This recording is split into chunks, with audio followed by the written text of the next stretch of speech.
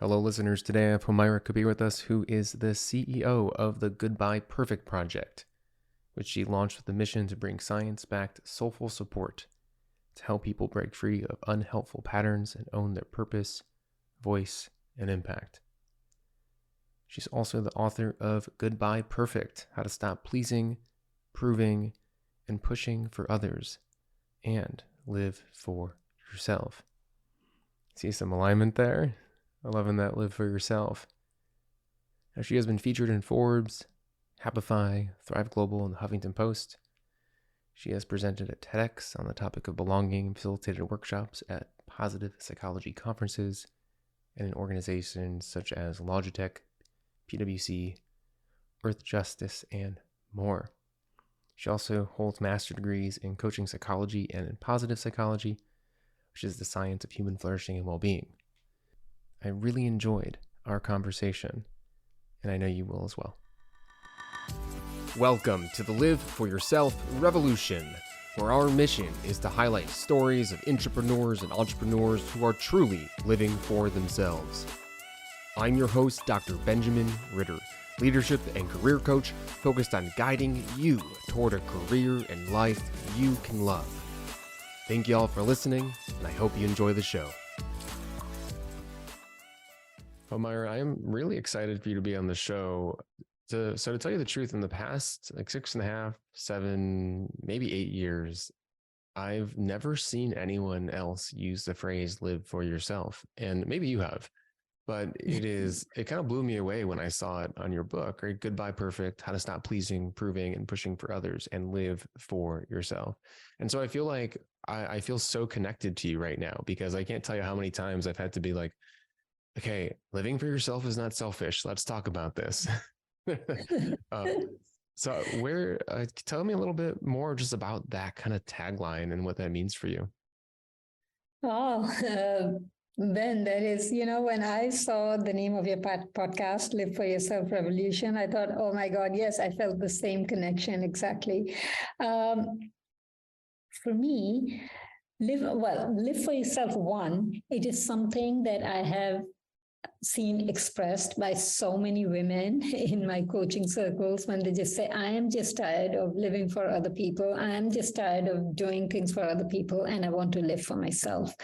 And so that is actually, the phrase came from there. But I mean, what it really means to me, and when you go into the research, when you study purpose, when you do that, you realize that when you talk about living for yourself, you're talking about living your potential. And as Stephen Batchelor writes, the Buddhist teacher, as he says, the more you look at yourself, the more deeply you go in yourself, you find the whole world staring back at you, meaning that our deepest desires, the way that we really feel fulfilled, our deepest gladness, basically, as Frederick Buechner says, our deepest gladness is where it meets the world's deep hunger. So in a way, living for ourselves is about actualizing our potential. It is about bringing the best of ourselves in service to the things, the people, the causes that are important to us. So in that sense, yes, exactly. Living for yourself is never selfish. I mean, yes, there are parts of it which are purely about yourself, because you have to feed that part of you before you can step out of yourself. Mary Oliver says that. She says, love yourself, then forget it, then love the world. So it has to begin from there. But then living for yourself always has that thing of, moving beyond yourself. It is like, I feel it's like a tree, a fully grown tree that provides shade to others, that is there for the purpose of giving its gifts out into the world in whichever way calls to you, which is where the self comes in. Like, where is my deep gladness? What makes me feel excited, alive? And how will I use that in service of the things that speak to me? I love the image of the tree, because I start working with a lot of clients who think that, really the meaning of life, or how they need to live their life, is being a young sapling and then breaking off their branches and giving it to other people. Yeah. And so you end up with basically a twig, right? A dead tree, or a tree constantly struggling to survive, and then wondering why it's so low on resources and burning out and not Yes, able to grow. exactly. And if you think about it, if you look at Maslow's hierarchy of needs, he talks about self-actualization. The ultimate level is self-transcendence, but you can't transcend a self that you don't even own, that you have never even expressed, that you don't even know that well, that you don't even like. So it goes through those stages. So first you have to learn to love yourself, like yourself, know yourself, express yourself. That is all living for yourself. And the more you keep doing so, you move up the levels. And eventually, yes, it is that tree. But you have to have had all of those stages to be able to get to that stage where you are able to provide shade to others without resenting it, without feeling taken advantage of. You cannot do that until you have been through the stages. Yeah, we probably could just keep going through different comparisons. So I'm even thinking about, to be a CEO, you have to go through the multiple positions, working in the professional environment and learning along the way and having experiences. And it's like, to truly live life and to truly be a professional in your environment and world, you have to do the work for yourself before you start sacrificing yourself for others. Exactly. In parenting, in any realm, if you look at it, I mean, parents who haven't done their inner work, who haven't expressed themselves, who haven't done that, would find it very difficult to do it for anyone, not for any other reason except that they would not even understand, and there would be judgment around what their kids would want to do. So where'd this come from? What part of your story did this ideology get, cemented in who you are? I mean, there were parts of my earlier years where I struggled with, I write about it in the book as well, with an eating disorder, recovery from that. But I mean, really, where the whole ideology and where the search for meaning and the search for a fulfilling life began was later in my life, because even when I'd recovered from the eating disorder, I just did not feel at any point that, I was flourishing, that I was really feeling alive, that there was something beyond just functioning, basically. So I'd moved from, as they say in positive psychology, I'd moved from languishing to functioning, but I felt there has to be more to life than just this, than just the, regular day-to-day grind. And that is when I found out about positive psychology, which is the science of flourishing. And that felt like something I would want to study. And so for my postgrad research, I decided to study women's flourishing because I felt women's needs, challenges, aspirations.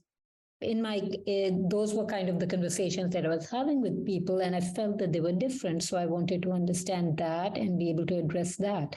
And as I began that, I found that flourishing is something that we're all wired toward. Again, we go back to the tree, but it is that thing, that potential that actualizes. A seed grows into an oak tree if it gets the right environment. A caterpillar transforms into a butterfly if it gets the right environment. Similarly, human babies come into the world seeking the right environment to grow into the best version of themselves, the fullest actualized version of themselves. And that right environment is what we get in our early years, which is we talk about attachment styles, normally limiting it to what we get in our early years, and that plays a huge role.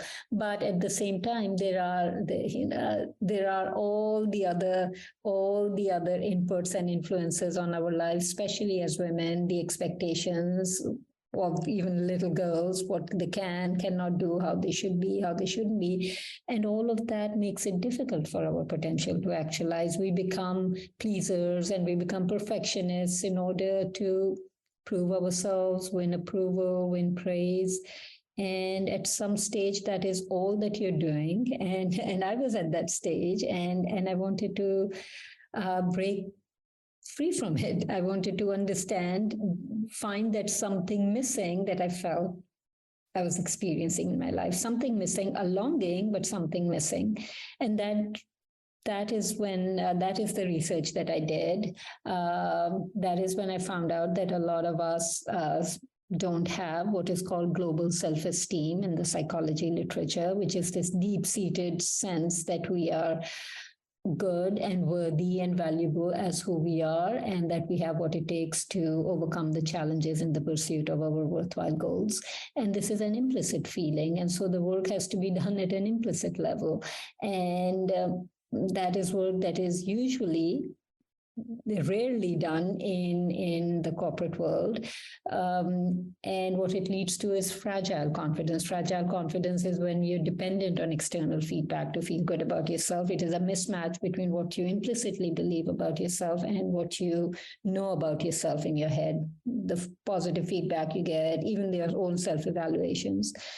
And so I became deeply, deeply passionate about this work because there are so many of us, so many women who are either playing small, I'm sure men too, but I mean, my work is with women, so I know that for sure, that so many women who are playing small, who are perfecting, pleasing, and at the same time feeling that there's something missing in their lives, that longing is there, and it is very difficult to actualize that, to break through these patterns of behavior that are holding us back, unless we understand where they come from and work with them.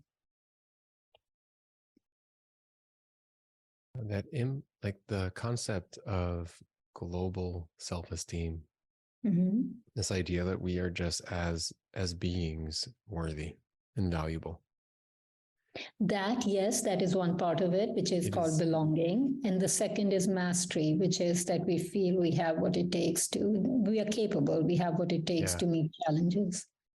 So it's funny, I've been calling that self-efficacy, right? Our ability to believe in our skills, to be able to do something. Yes. So you have these two components of confidence, really. Yes. That I see completely tied to the title of your book, Goodbye Perfect.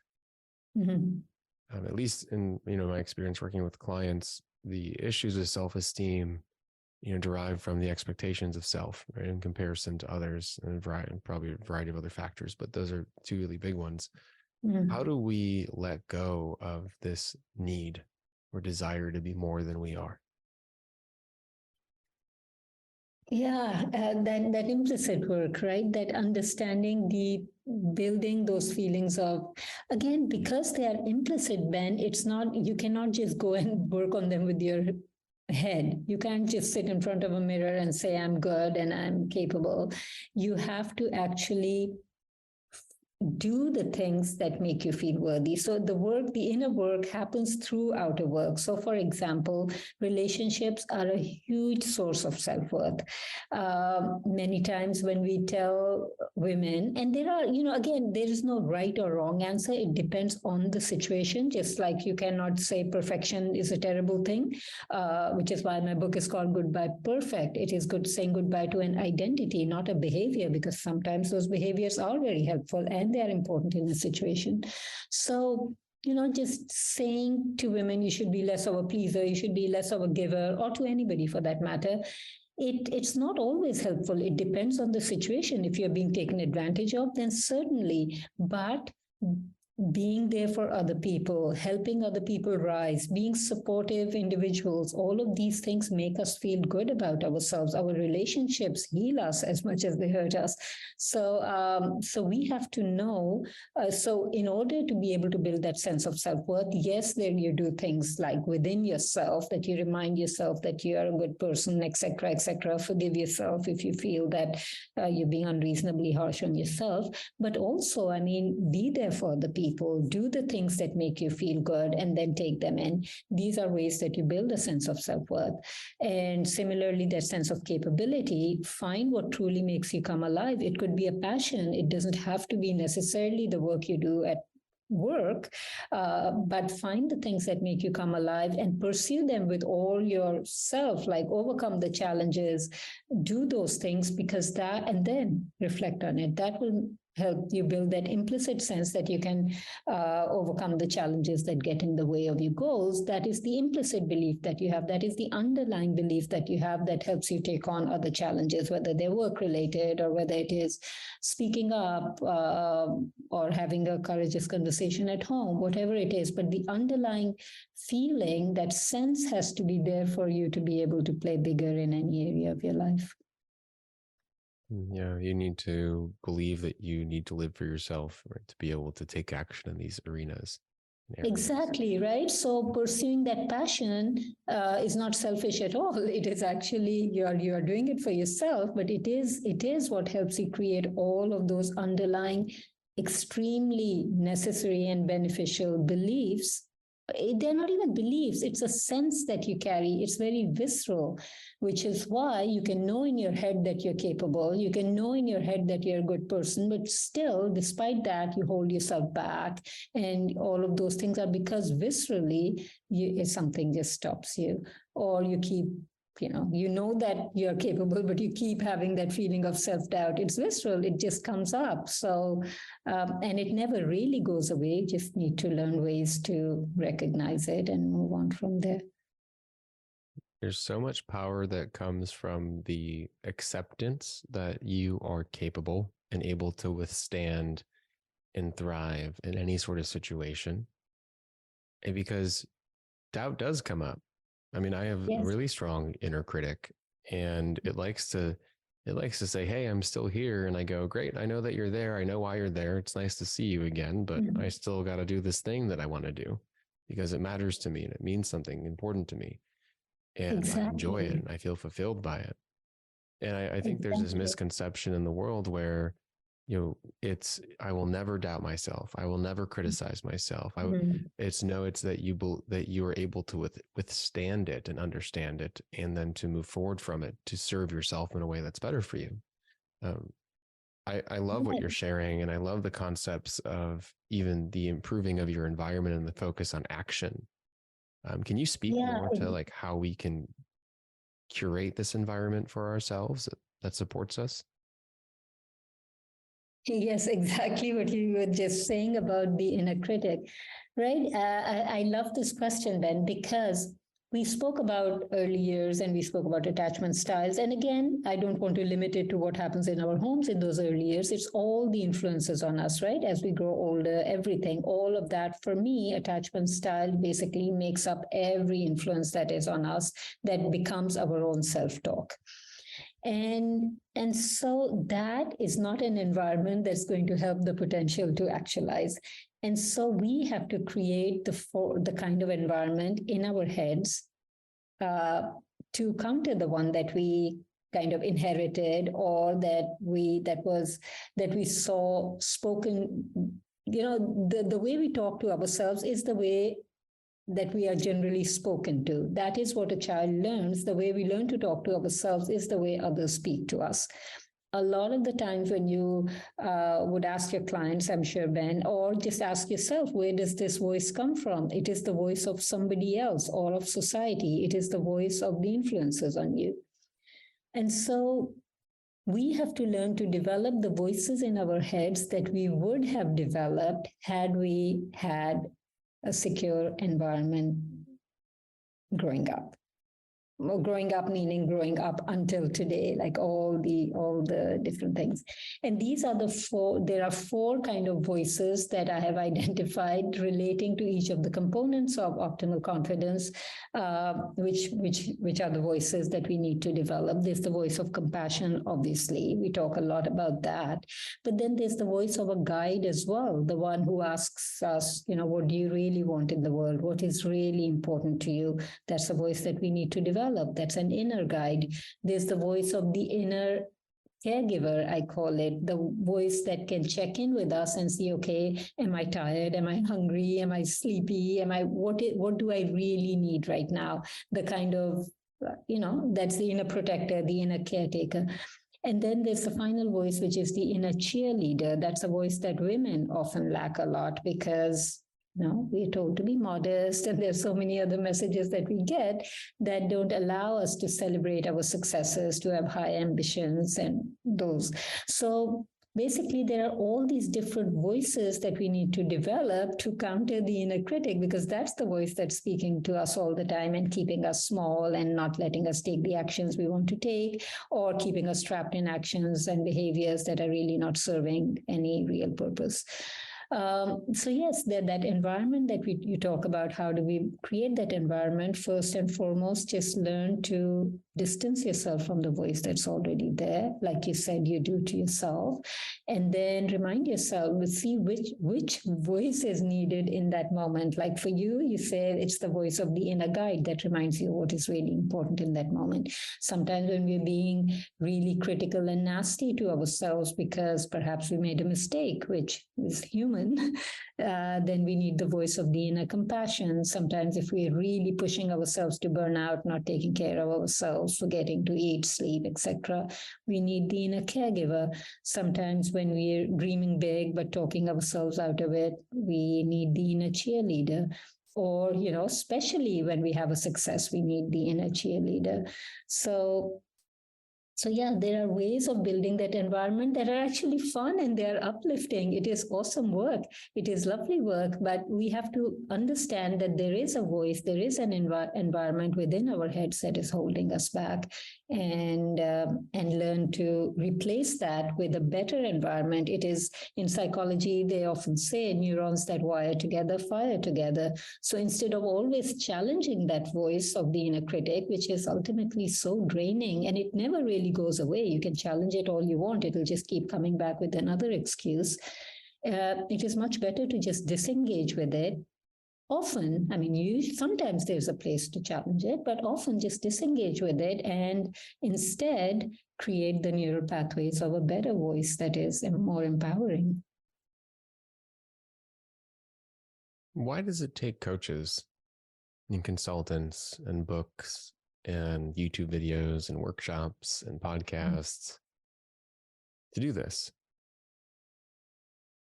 Yeah, that's such a great question.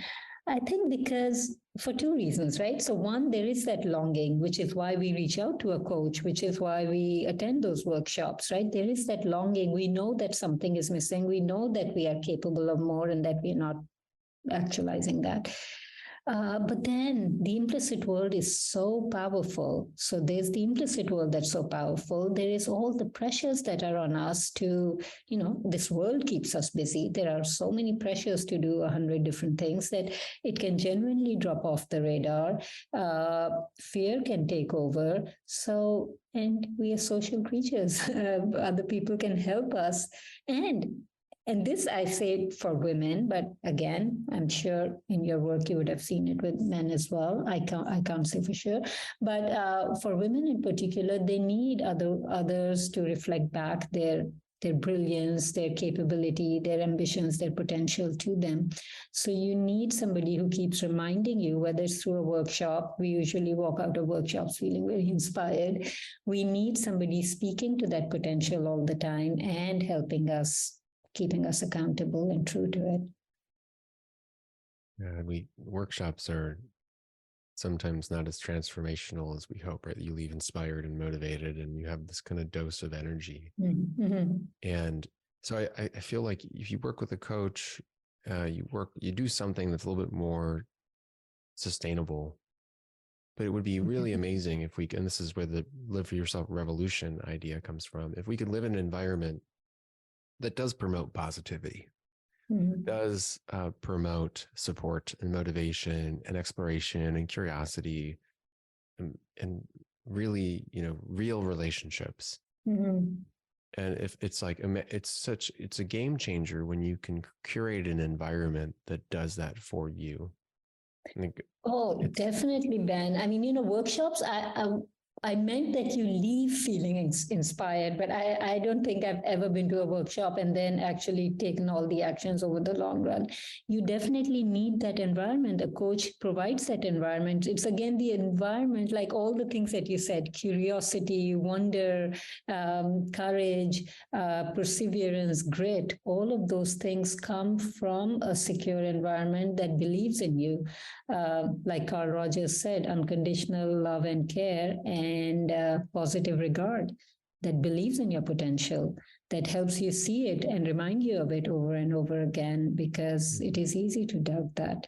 Our potential is not loud usually, and the inner critic is loud. Potential just speaks in much softer ways, and so it can get left behind. So if you were to leave our audience members with just maybe one action they can do, because these concepts are really big, they can sometimes seem scary, especially if someone's in a stressful, negative environment. What advice, what direction, other than, of course, right, grab a copy of your book, Goodbye Perfect. What would you say to them? I would say what we were just talking about, the voices. I mean, one, it's a two-pronged approach. One, just start distancing yourself from that negative voice. Recognize it, distance yourself from it. Like you said, Ben, just say, oh, I hear you and I see you're here, have a cup of coffee. You can go in the other room, whatever. Like, just distance yourself from that voice and see which voice will help me the most right now. Do I need compassion? Do I need cheerleading? Do I need what do I need? We need to develop those voices in our heads. It can feel inauthentic at first, but we are generally okay with saying terrible things to ourselves all the time. It's only beneficial to say positive things to us that are much more aligned with our truth anyway. So yeah, the two-pronged approach: distance yourself from that voice that holds you back, and ask yourself, which voice do I need right now? Which is the voice that I need to cultivate right now? And start cultivating that. It's fun. It's fun. Honestly, start talking to yourself like that on a more regular basis. You are actually building neural pathways that will be very beneficial to you. So start planting those seeds, water them, grow, and become this massive tree that then can provide food and shade to others. Right. And the seed is already there. You need to tend and till the soil. The seed is already there.